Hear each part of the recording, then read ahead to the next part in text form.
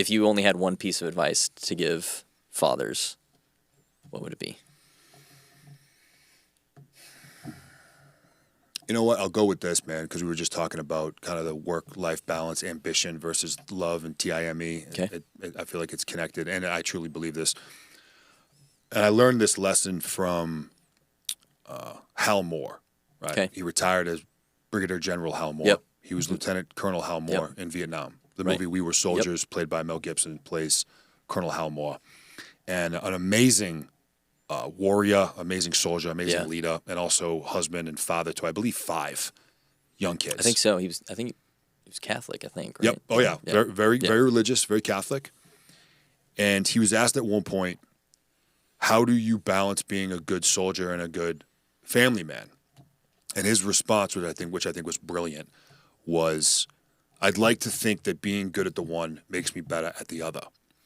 And I think that's incredibly profound, and I agree 100%. And it took me a while to see that as the two-way road that it is. And here's why it's tied to ambition and professional lives and go get after itness with our desires and dreams while having a family that's depending on us and that we love at the same time. Mm-hmm. Hal's point, Colonel Moore's point, General Moore's point, is that one can leverage the other if you choose to. Yeah. And for me, it was pretty easy for me to see how the character traits and personality traits and attributes of being a good soldier could be relayed to my family. Certainly. Discipline, work ethic, structure, commitment, all these things. Well, if I apply them to my family, it's going to make me a better husband and father. Yeah. That was pretty simple for me to figure out. What was more difficult for me to figure out was the other way. And you think about some of the character traits, personality traits, attributes of being a good husband and father. And it's things like compassion, patience, empathy, these like squishy emotions that most of us type A's want to run from. Right. Because it's making me uncomfortable. Yep. I don't want to talk about compassion. I want to talk about my max effort deadlift. Right. Right. Yeah. Or my shot group or like whatever the thing is, which I get. I live in the same world. Yeah. When I was able to see that what my kids were teaching me and what my wife was teaching me to be a good husband and father and supporter and provider for them, I could be deploying that inwardly towards my profession, my professional ambitions, whether that's as a soldier, an entrepreneur, both. Yeah. And that two-way road, to Colonel Moore's point, General Moore's point, began to open up for me. So both provided opportunity to leverage against the other. My recommendation would be view your life's priorities and aspirations as ways to also enable the others.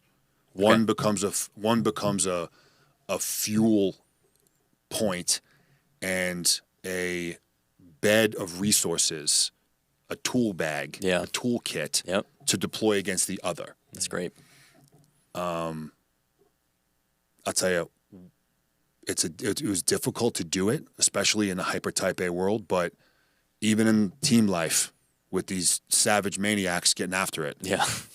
Seeing them respond to some of these leadership traits and influence tactics and tools became undeniable. Yeah. This absolutely works. And I am able to do this as a result of my need to be a good husband and father, them teaching me these different attributes and then deploying them the other direction. Yeah, man. I definitely, I finished company command recently, and I think I was 10 times the commander I would have been because I had a break in service and I was a husband and father for a while, and I got to learn a lot of those lessons you were talking about, and I was able to pour that back into Army stuff where I would have been a closed-minded, probably arrogant and cocky, won't listen to anyone type of guy if I wouldn't have had those experiences. So it's such a powerful tool to make that two-way street. I love that example. And dude, I got to hammer this quickly. And we said it a couple times, man.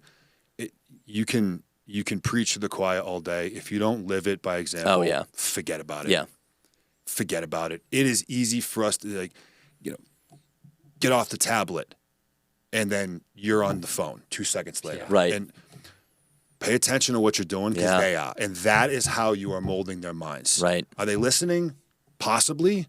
They are not absorbing nearly to the degree of what they are witnessing and feeling you do. Yep. Are you living the way that you want them to live? Yeah. If there is any single area in your life where that answer is no, you need to make the adjustment. I agree. You need to make the adjustment for you, right? This is the extreme ownership. Like Yes. you live what you want your kids to live. Mm-hmm. Yeah. That's the golden rule. Yeah. Yeah. And we want to create these young, decent, hardworking, capable human beings as fathers. Awesome. Are you that? Yeah. And what areas are you failing that? Or what areas are suboptimal for you? Yeah. That's the way to create that impact on that little dude.